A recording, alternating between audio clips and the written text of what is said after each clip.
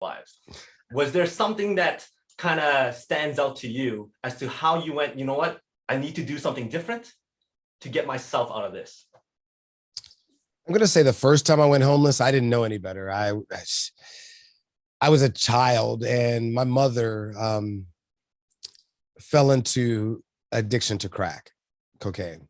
And so in that time that I went, I say that's my first time, but there was about 3 times in there because I was a child. I ended up in the system and then ended up in foster care and then ran away from foster care. You know, so in those little times I was learning that I could survive without having other people. And I got emancipated at 17.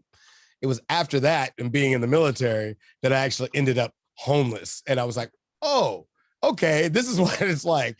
And that time, I think recovering from that one was more me just pushing because I wanted to figure out a way to not have to beg for money or not have to ask for money, or just figuring out how to find myself after the military, because I didn't have financial intelligence at all.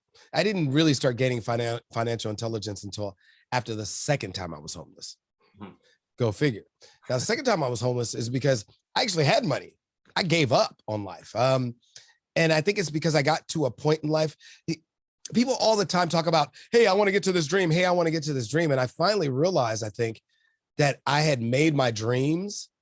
It was 2009. I had actually reached my dreams and looked back throughout my life and realized, wow, I made most of my dreams. It just wasn't the way I wanted them to be. And I'm like, well, if this is it with my, with everything, if this is all I'm going to receive, I'm a producer, I'm where I want to be. I just don't like my life. And even though I was making great money, I just didn't like my life. And I just gave up on everything and started partying. And so the transition for that one wasn't necessarily a one thing. It was more of me waking up and saying, what the heck am I doing? Waking up on the curb of Skid Row and going, why am I on Skid? I don't need to be here. I've already lived a life where I lost everything when I didn't have anything in the first case. I didn't need to lose everything to realize that I can do more in my community. And that's what it was. I wasn't giving back.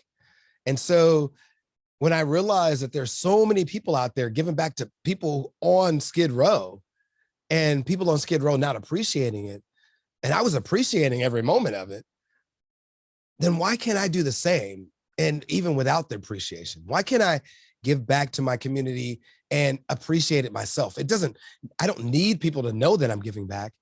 And so it's interesting that when JT talks about how, we donate not to get attention.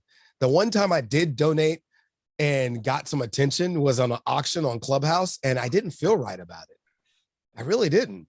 And before that, I'm always donating anonymously to places. Even when the Tycoon X, I didn't have much to give, but I donated anonymously. It's just something I do, to kind of, and I mentioned that. Now I don't feel right about mentioning that I donated for that. You see what I mean? So it's like this process is something that I do just because I want to give to other people who didn't have the opportunities that I actually accidentally fell into.